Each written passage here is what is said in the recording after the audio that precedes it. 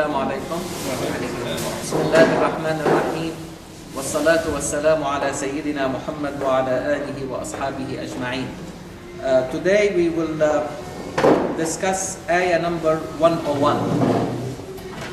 And before we go into it, I like to make a small introduction that would help us like to set the forum or the stage on how we are going really to approach really this very interesting verse.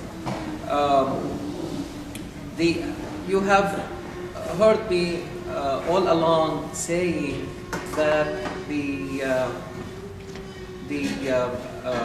human being has this innate aspiration to ask all the time about the meaning.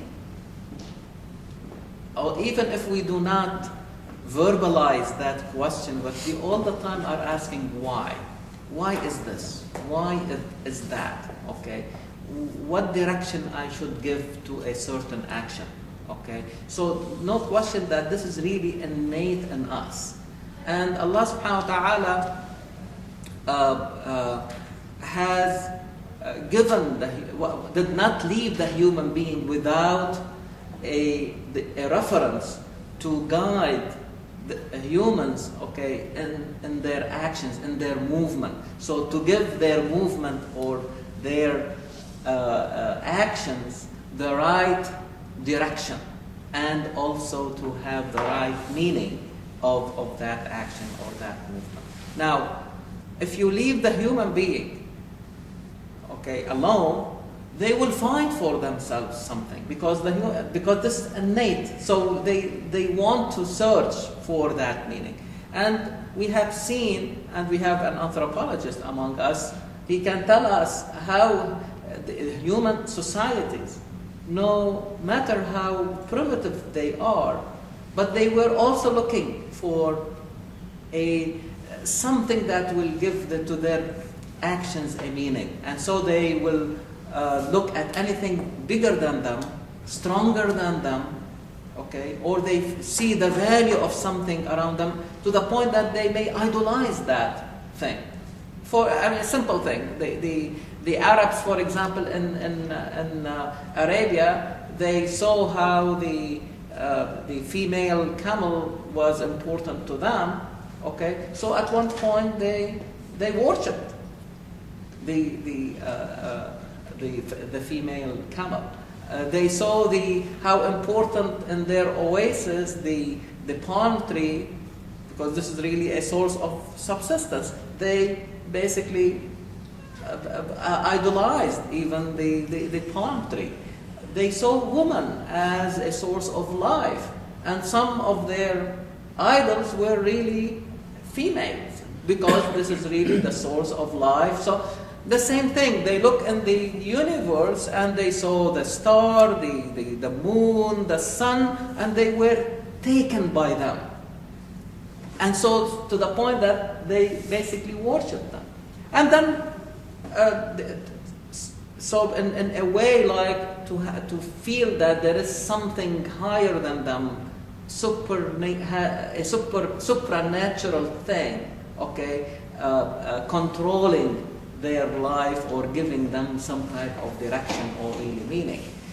Not only that, but also they, in order really to give also meaning to their actions, they wanted sometimes they resorted to their own customs and the traditions as they accumulated to be really the reference for them to tell them if they are doing something right or something wrong. Okay, or when the societies became more complicated, more complex, they brought the idea of the Constitution. It becomes really the reference. Like here in the United States, the Constitution is the reference. Okay, everybody has an issue where they say, is it really constitutional? What does that really mean? Or unconstitutional?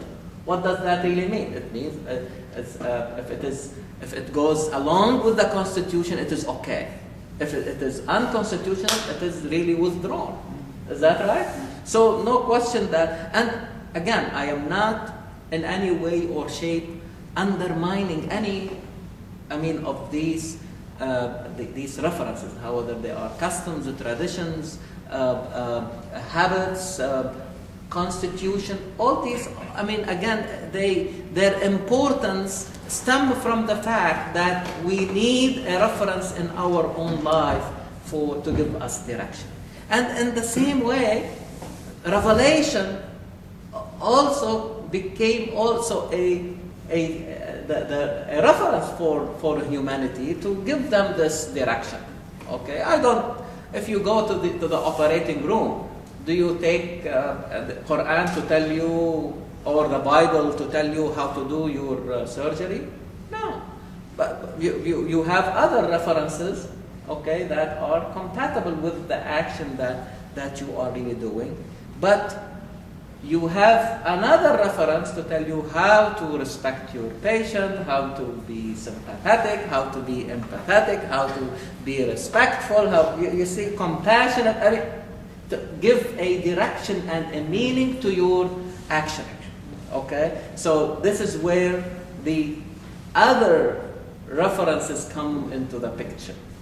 Now,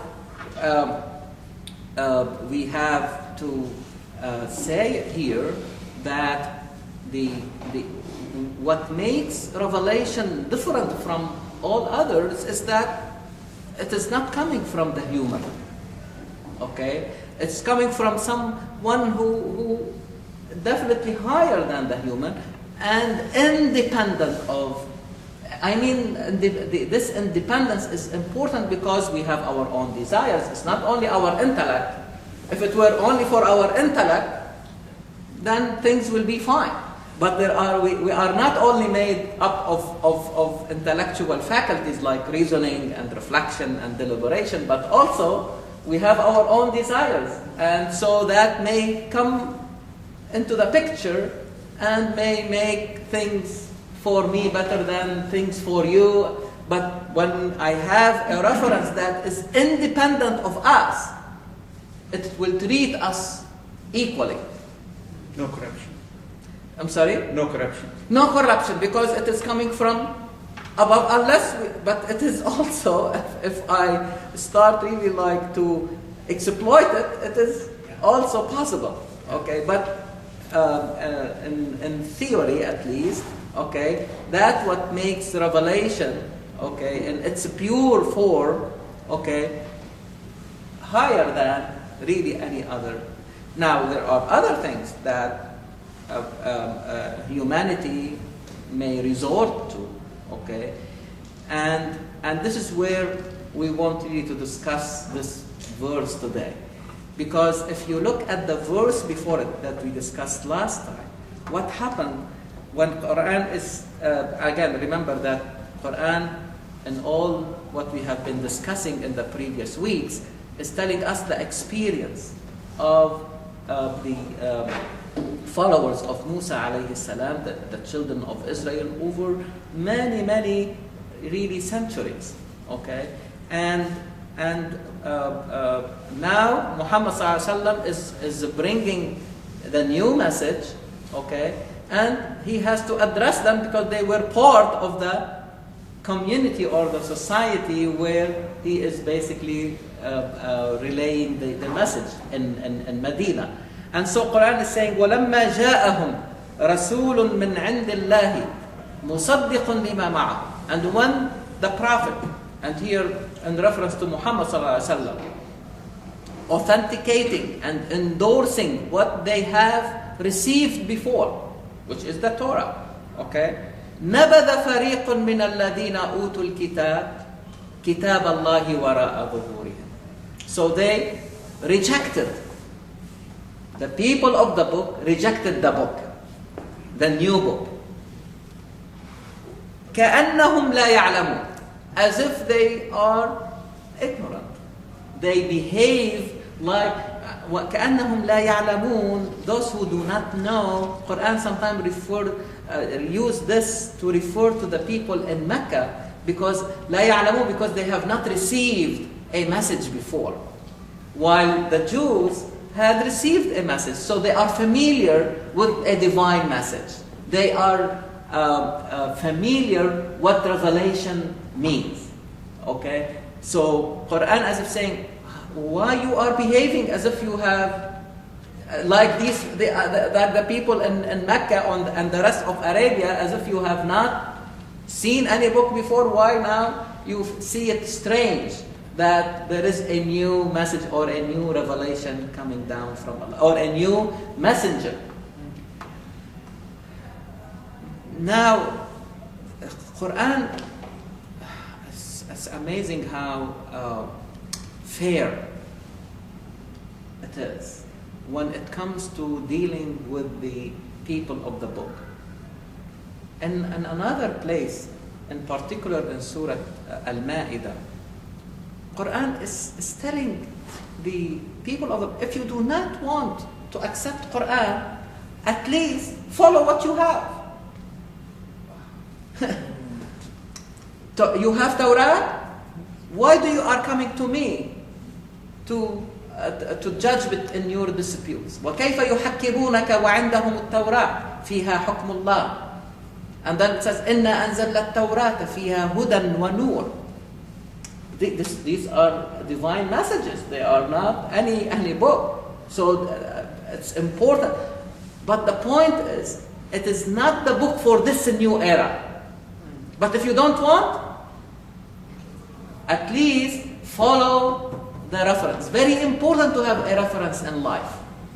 If you don't want to follow Quran, at least follow what you have. Not only for the Jews, even for the Christians. وَلْيَحْكُمْ أَهْلُ الْإِنْجِيلِ بِمَا أَنزَلَ اللَّهُ فِيهِ. The Christians must follow what we have revealed to them in the gospel.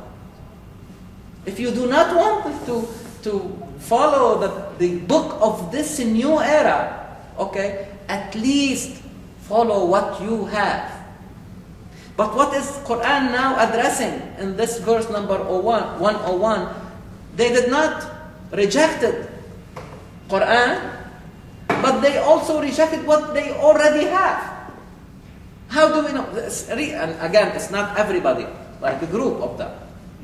But to show that there is a potential from having a reference of that level coming from Allah, how valuable it is compared to other things, and now you abdicating it and following something really, I will show you of very low value, which is, when you read this verse number 01, what is the word that attracts your attention?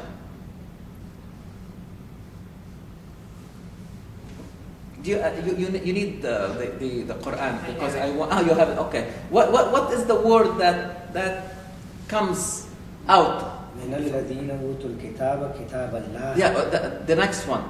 واتبعوا ما تتلو الشياطين على ملك سليمان وما كفر سليمان ولكن الشياطين كفروا يعلمون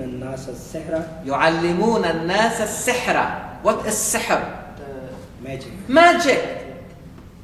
Nas is a person. What? Nas, people. Sihr.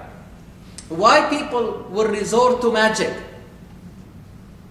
We are talking about what things people may resort to, because sihr, in fact, may give the illusion that a human has a supernatural power, and or can really go against the natural even laws themselves. So it will give this illusion that, oh my God, and it's very easy to be taken by it, to be controlled by it. Okay? So before we get into the details of the verse, because I really want you to follow it really word by word. It's not an easy verse to digest and to dissect. Okay, but we'll do really our best. Sihr I mean, or magic in general is based on three important really pillars, if you like, or has these three important characteristics. You may talk as much as you can about it, but eventually it will boil down to these three things that I will use also Quran to help us to come up also with these characteristics.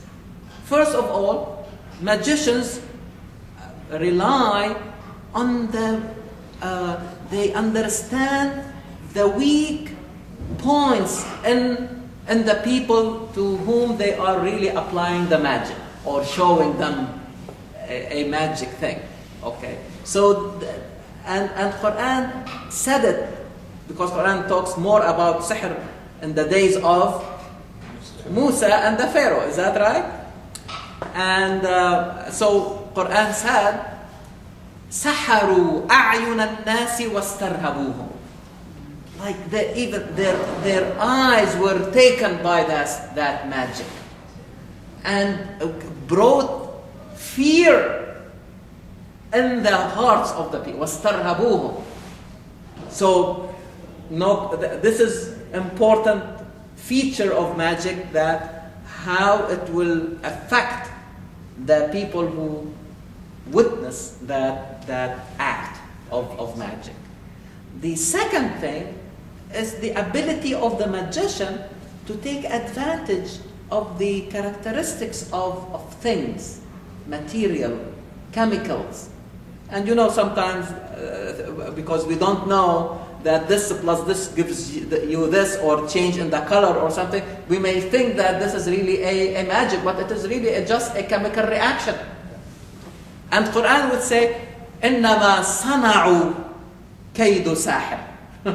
What they have invented or created or manufactured, sina'a. You know this word in your language, sina'a, or like the arts. Manufacturing. Industry. Different profession. Okay. So that tells you about the artful talents of the magician, because they understand this material and they were able to use it to make a magic really act. Yes, please. They also exploit the people, because people, they realize those people have weak understanding. Yeah, this is the first one. Yeah, this is the first one that we talked about. They exploit exactly the weak points. Right. Okay, and that's what really lead to the ill effects or the harm. Okay, not because of the magic itself, but because of the weakness of the people who may not know what is really going on. And the third characteristic is when Quran also described, trying to remember the third one, the people, the things.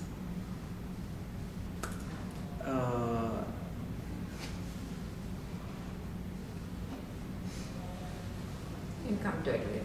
Yeah, it will come. But it is very interesting. Yes, please. Can I go back to your earlier point? Uh-huh. Because I, pardon my ignorance of Old Testament and New Testament, but I went on website and said, what does Old Testament say about women?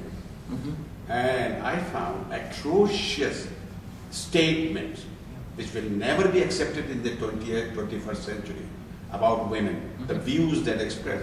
So my question to you is, when the Quran says at least practice what you have, then the question arises, they are doing wrong things, and those practices, how can you accept today? That's my question. Bravo. Honestly, this is an excellent question. And this is how Quran is making the argument, that instead of telling them, of forcing them, you have to move from that level to the next. Okay, Quran is telling them, go and try what you have, and then you will find that what you have is not working anymore. Okay. You see where? Yeah. Yes, the same thing is happening with us today. Yeah. We are still relying, when we approach Quran, into readings that have been made over 1400 years, okay, not taking into consideration the newer challenges, and so we have imprisoned ourselves, enslaved ourselves in the understandings of the people before us, and not allowing us to move into the so okay, you are saying this is how you understand it. The reality is telling us, see what is going on. Is this acceptable today to see what is happening around us? And our claim that, oh, this is not Islam, this is not true. This is what really the result of the understanding or the misunderstanding of Islam or Quran in particular, or injecting on Quran our own interest and our own agenda. We go back to this brother's, corruption. Yes, correct, exactly. So even a reading that is by itself okay, it worked in certain time, doesn't mean that it has to work at every time. So Quran remains the same, but what you extract from it, what you derive from it, should always change according to the new challenges. And as we have been saying before, unless you elevate your knowledge and bring all these sciences together to allow you to ask a new question at a higher level, then Quran will give you a new answer. But if I continue to ask it the same way it was asked before, I will get the same answer at the same level, and it will not help me anymore. And this is where we say we stagnated. We stagnated not because we said, oh, we don't want Quran. No, it did not happen. Look at our history. There was no period where people said we don't want Quran, we don't want the masjid, we don't want no one said that at any time. It's not like what happened in the West, where they said we don't want the church to interfere in our affairs. Okay, that did not happen. But we did it in a different way. We basically abandoned not the book itself, but abandoned reading it in a new way. So as if it was really abandoned. This is why we said, Quran said, وَقَالَ الرَّسُولُ يَا رَبِّ إِنَّ قَوْمِ اتَّخَذُوا هَذَا الْقُرْآنَ مَهْجُورًا. Muhammad ﷺ, the Quran is still coming down and he is complaining. As if he is afraid of anything that may happen in the future, that people may not be able to go back to Quran, okay, with a new approach, using new skills and new tools to extract new meanings. Otherwise, how you expect Quran to give you new meanings if you do not really stir it by new questions? And the worst thing is happening, we pick and choose. We pick the one which satisfy me, and just, that is the Quran. The same diseases that we have seen happen to the people before us, and they're dealing with the reference. Same things really happening again. Okay, because we have Quran is telling us all these things to learn, so that we will not fall into the same problem, like the problem that we are discussing today. Okay, instead of following Tawrat or Injil or Quran, okay, they regressed to the level of magic. See I mean, the difference between the two. And Quran here is giving us a very interesting historical background into when this idea of magic started. And honestly, it for me was really an eye-opener, because Quran is saying that they abandoned the book and they followed what has been read and recited and said falsely during the reign of Sulaiman alayhi salam. Now, if you go to the books of history, you will find that Solomon, the prophet, peace be upon him, was accused of being a magician. Although the Torah is very clear, and there is a clear verse making sihr unlawful. And it makes a lot of sense, because Musa was facing not only the Pharaoh, but the system of the Pharaoh, where the highest thing in that system was sihr. And again, don't take sihr here only an act of trickery or deception, but also deception at the social level. Like today, look at the media. If they want to make something bad good, they can. Through deception. So it is not a form of magic. When they want something to convince the masses about it, they will bring their magicians. Not to make a trick, but really to change, to present things in a deceptive way. So the people who don't have the background, they exploit the weakness in the people. So it is not the problem is not in them, but the problem is in the people. And Quran said very beautifully about the Pharaoh and his entourage. فَاسْتَخَفَّ قَوْمَهُ فَأَطَاعُوا. He made of them very light, humiliated them, undermined them. So he was able to reign over them, and for them really to obey him in every aspect without even asking a question. فَاسْتَخَفَّ قَوْمَهُ فَأَطَاعُوا. You know, khafif? Khafif is something light. He made of them very low. Khafif. Not, high, and that what makes them very obedient people. In other ways, they become docile. Whatever he said, they accept and they follow. Gullible and docile. They accept it and they follow without even asking. And no question, the fact that they were under the bondage of slavery, it's very clear where we have said before how slavery destroys the human being from inside. And so even the sihr was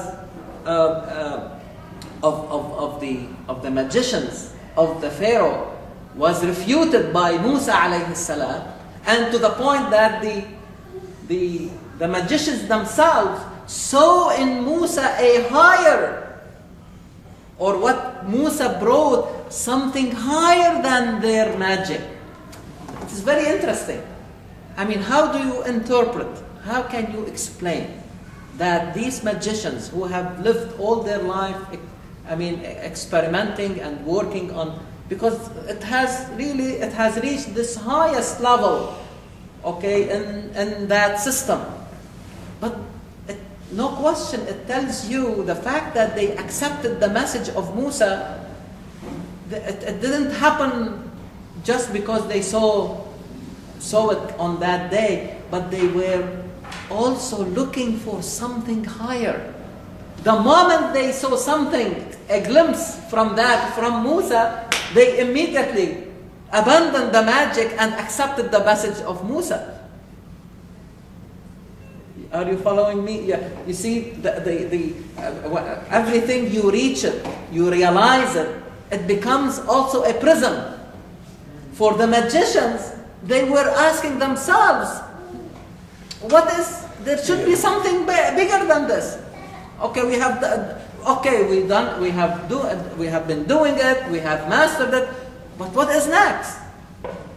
You see, so it became a level that would really imprison them. So they were looking for something bigger, and the moment they saw in the action of Musa, it's beyond magic. They saw, this is what we were looking for. They make sujood. But it was still something which resonated with them because it was kind of like magic, but at a higher level. But they realized that it doesn't fit the magic. They know they are the experts. They immediately saw that this is really beyond magic. And this is why they were able to liberate themselves almost on the spot. Unless somebody is really thinking, it's very difficult to make that decision right away. Okay? So the idea, although the idea of magic was basically refuted, but you can see that there was still some repercussions. This may explain why people they abandoned the book and they went back to sihr. You see, because probably it is easier. You see that this is the important difference. Revelation, like Quran or the Torah or the Gospel, the Injil, it will not take your action. Very important. Quran say this is only guidance. This one we say, like in our practice, what do we say? These are guidelines, but doesn't take your thinking, take away your role or my role or your role. You have to play your role. I am only helping you, giving you guidance. You see what I mean? Like the same thing when you approach the universe. Don't be taken by the universe. You are above the universe. It is created to be under your control. Don't let it control you. So you have to take an action. The universe is very generous, but if you don't work, can you really satisfy your hunger or your thirst?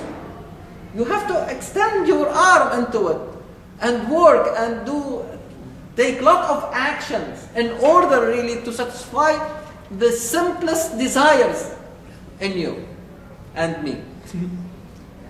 So the universe does not take your role.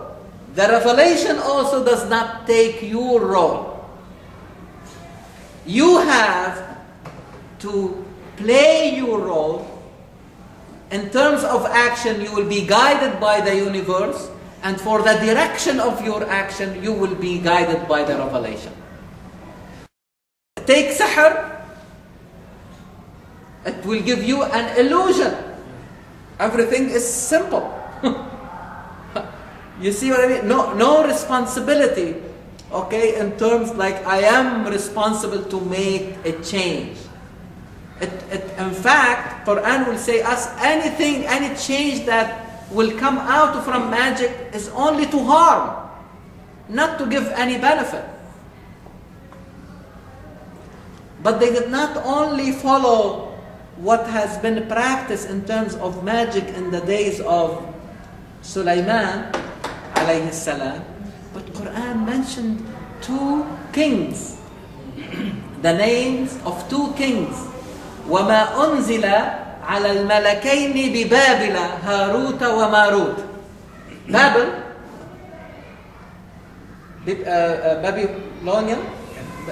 Babylon, which is in today's Iraq, was the place of a civilization 40 centuries before Christ, like 3,700 something before Christ. But it is, we know it, and there are still, signs to tell us about that. Okay, during that time, as we said, the civilization flourished to the point that they started the study of astronomy. But at the beginning, astronomy was mixed with astrology. What is astronomy? Astronomy is the study of the position of different planets and the stars in the universe and what they are made of. But astrology, using these to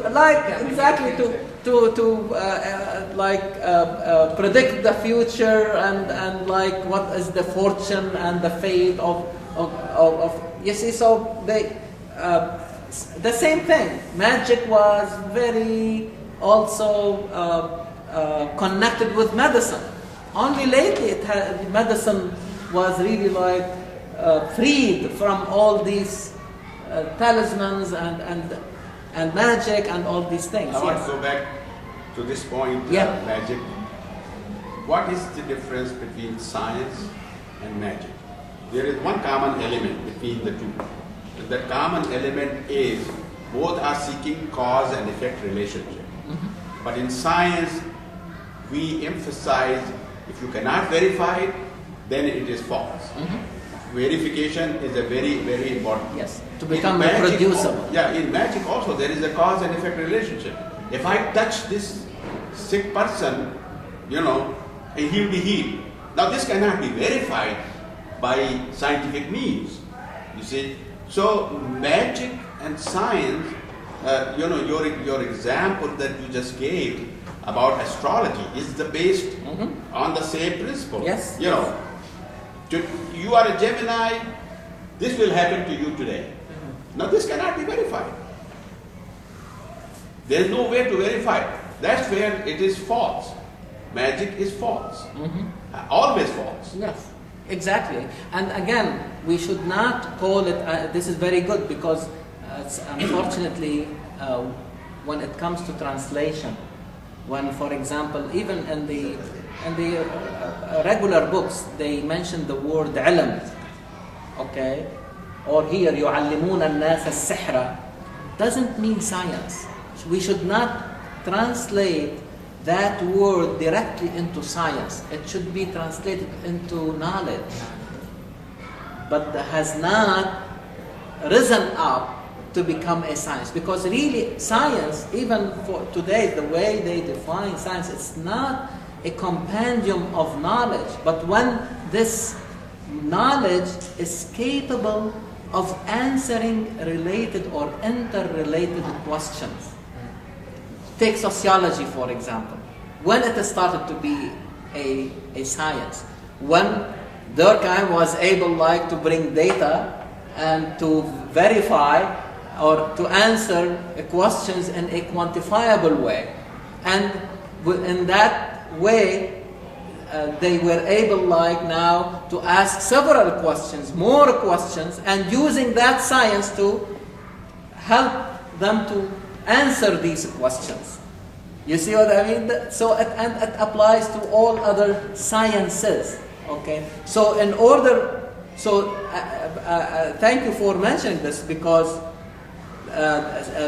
sihr has remained some form of knowledge, but it has not risen to the level of science. Okay. Again, because it doesn't really answer all the other questions, even related, really to it. Okay, so that's very important. What is the explanation for miracles? Oh, very, very good. Thank you for. By the way, if you translate the word miracle into Arabic, just to see its connotation with Quran, because Arabic is the language, the translation is mu'jiza. Mu'jiza Yeah. meaning that you became paralyzed before it. You feel weak before it. Quran does not use the word mu'jiza. Quran uses the word ayah. And ayah, like the ayah in Quran, or ayah in the universe. So Quran use the term ayah, which really, have we said before, it derives from ay, which is an article to ask a question. So Quran tells us about the miracles, quote unquote, or the ayat that Isa alayhi salam came with, or Musa came with, to tell us that, to answer that question, that we need to, although we have to believe in the physical world, because it is obvious and clear to us, but we should not be confined to it. So there are times when we can be liberated from it. If I hit the sea with my stick, it will not open a path for me. But if Musa does it, because of his high level, he was able to have this ayah liberating him from the confinement of the physical world. I cannot explain it by physical means. The same way I cannot prove by physical means that Maryam alayhi salam carried Isa alayhi salam without a husband. Oh, prophet marriage. Huh? Miraj, prophet marriage. Or the Mi'raj, or the Isra, or all these things cannot be proven physically, okay? But it helps us to believe that, or to liberate us from the confinement of the physical world.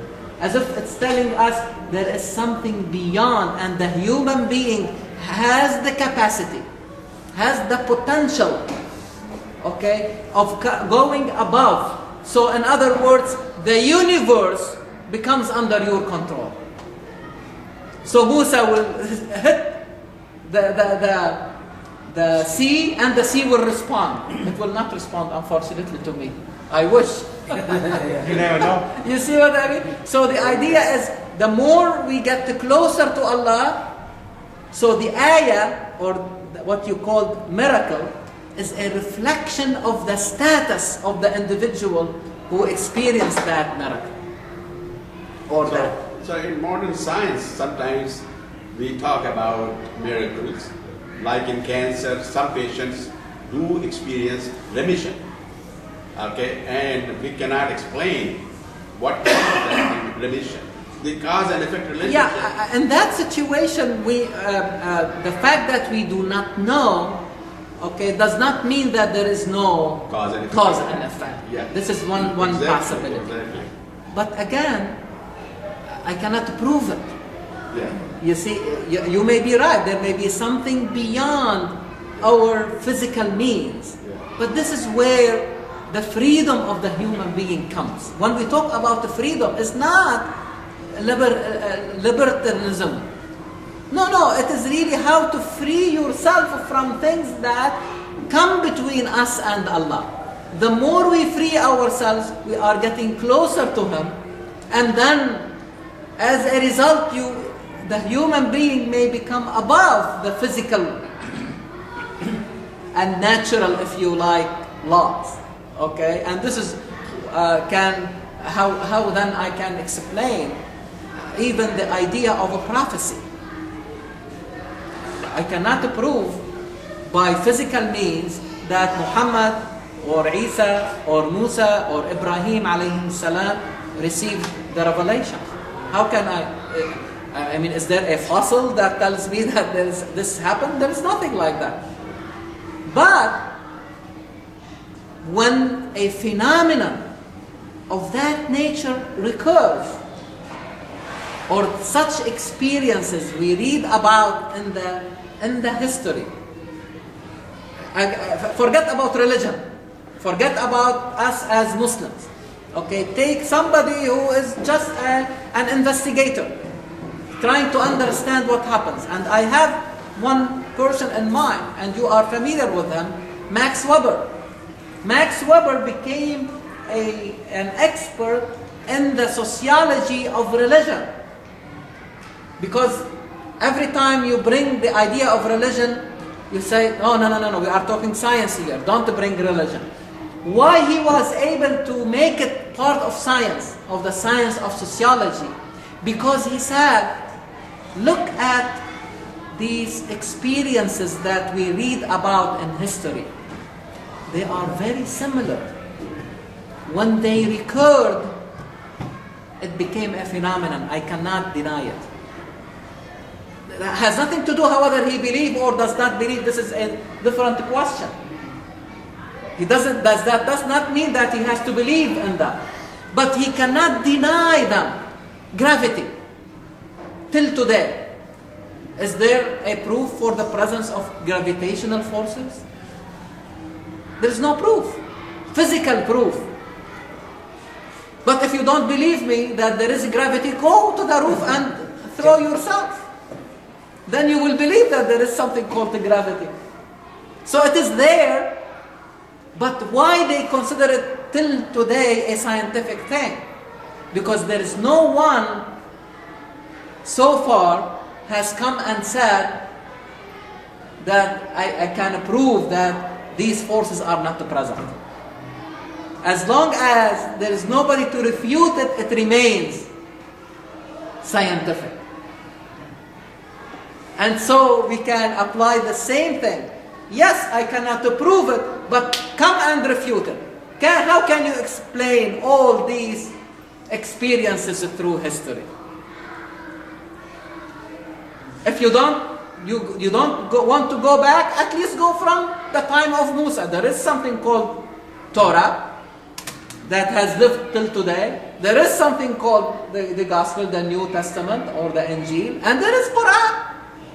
Even there is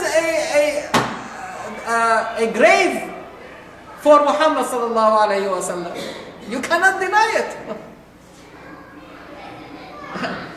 There are inscriptions saying that Muhammad sallallahu alayhi wa sallam moved from Mecca to Medina in 622.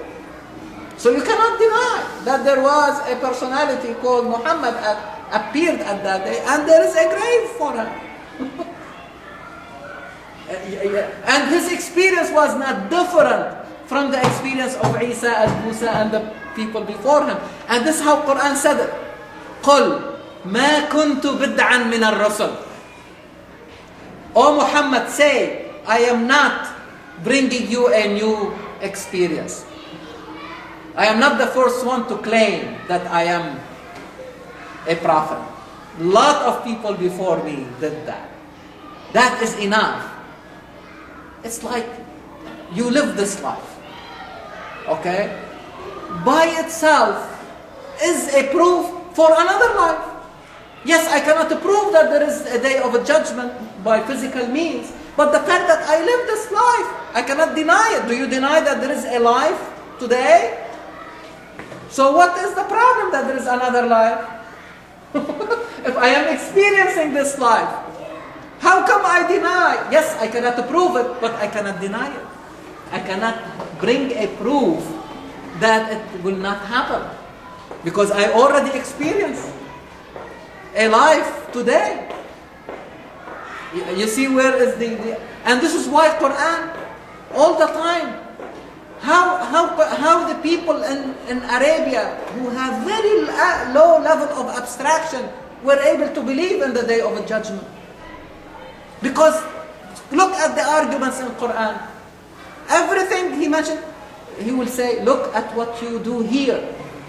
It will give you the proof. Look at your backyard. Believe me, every year I have the same feeling. I look at it and say, oh my God, is it going back to become green when spring comes? You look at the tree naked, and then it becomes full of leaves and buds, and if it is really a fruit tree, it will be full of. Wallahi, you get this impression sometimes, as if you doubt. But it will happen. You see, Quran is saying the same way you see this land that it looks to you as if it is dead, we are bringing life back to it. And the same way, you die, but we are able to resurrect you. Not only that, look at your own creation.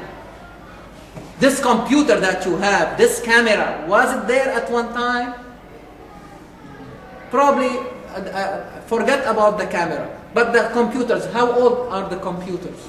Even the largest ones. Less than 100 years. In our probably own lifetime. But before that, it was not there. Can we deny that it is a creation of the human being? A creation. Don't be afraid. خلق. Quran is saying, وَضَرَبَ لَنَا مَثَلًا وَنَسِيَ خَلْقًا. If you only look at your own creation, you will believe that there will be another creation. You will be recreated again.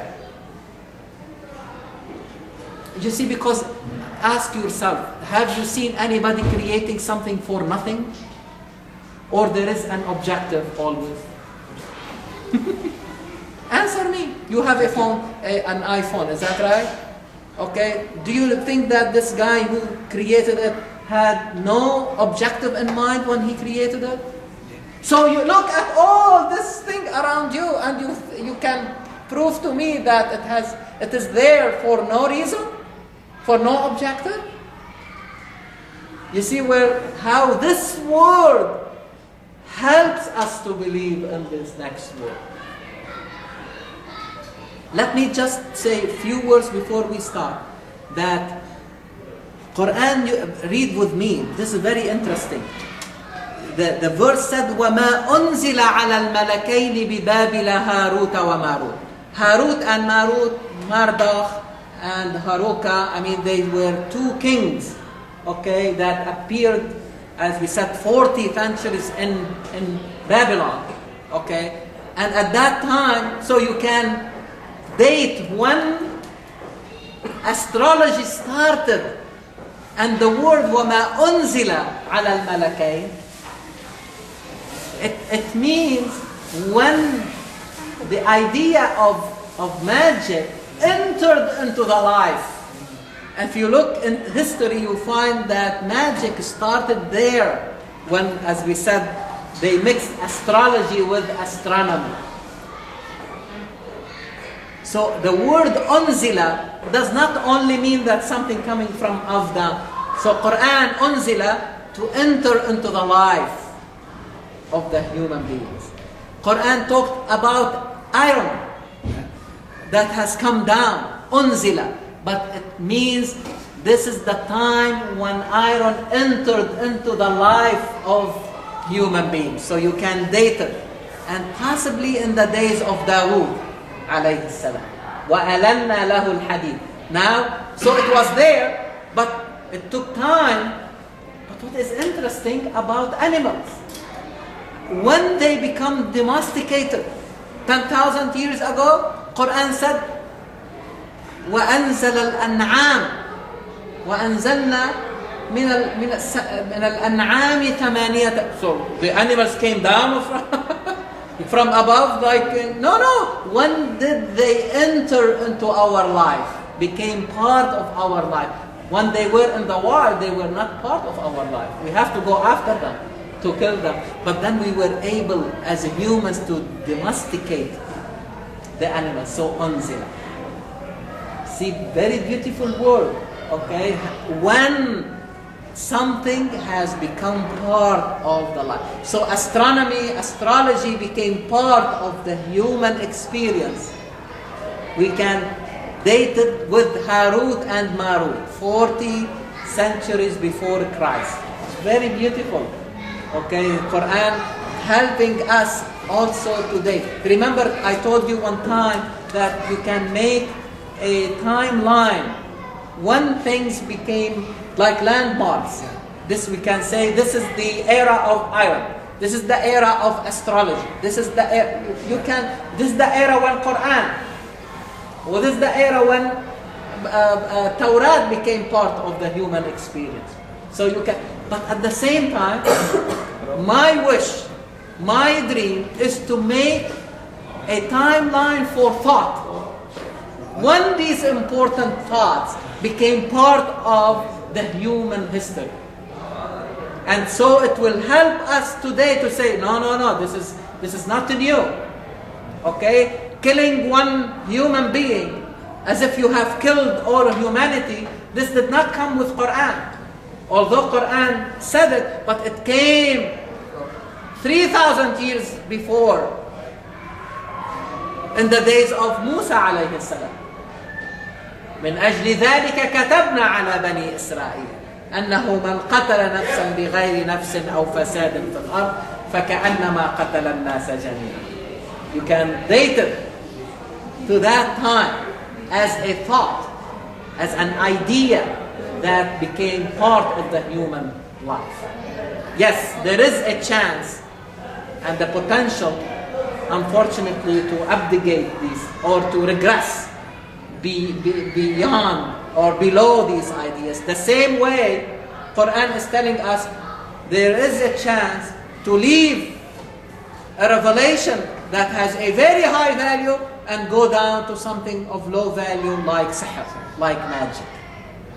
Next time, inshallah, we'll elaborate more on that, and inshallah we'll have a better idea. Something, and I want you to connect this with taqwa, because the following verse talks about taqwa. I want you to think how we connect the concept of taqwa to what the verse is talking about, the idea of regressing, if you like, from the revelation to something like magic. Okay?